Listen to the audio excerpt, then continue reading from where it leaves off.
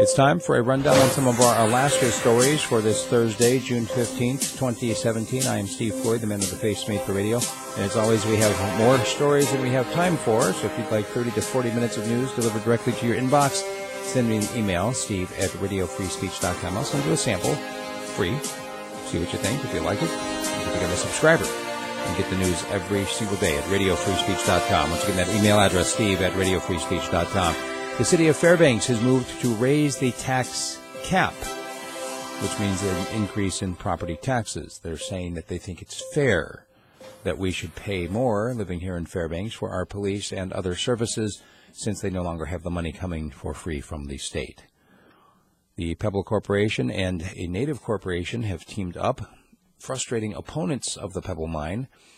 The issue is that the Native corporation that they've teamed up with is from the North Slope. So it's up here, right? And you've got Bristol Bay down here, and the folks that are opposed to the mine saying, hey, what are you folks up there telling us to do with our resources down here?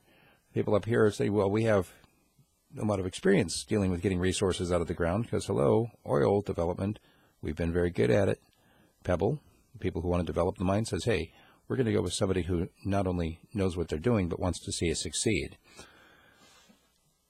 The Fairbanks North Star Bureau will seek restitution for the damage to the Skyline Ridge Park trails. As you recall, over the Memorial Day weekend, a couple of people took full-sized trucks onto a non-motorized trail. They actually moved barriers that were designed to keep the motorized traffic out, and they went off-roading on this trail. And they tore up the trail, and one of the vehicles got stuck on private property, and that private property owner came out to testify to the borough that the damage to his property is inconsequential.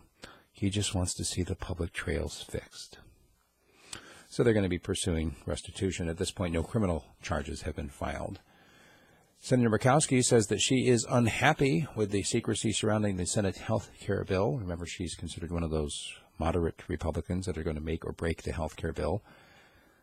The AGDC, that's the Alaska Gasline Development Corporation, is urging lawmakers not to cut funding for the AKLNG project. This is the one that all of the oil companies pulled out of because it's not economic. Well, they don't want the funding cut at the state level because now they might be getting some federal funding. If you fund something with other people's money that basically is a dead end, we're back to this issue of stealing, aren't we? Anyway, think about it. More stories than we have time for, including Alaska's microgrids being seen as a model for future power plants for a number of other places besides here in Alaska. And that recall vote down in Homer appear to have failed right now. 800 votes still need to be counted. That's going to happen tomorrow. And we'll know for sure if those three council members who dared to suggest that their city be a sanctuary city, whether or not they'll be out or kept in. That's what we got for our news. My commentary today focuses on some ancient wisdom literature and the idea that if a land transgresses, it will have many rulers, and how people these days don't know how to rule themselves. Check it out, radiofreespeech.com.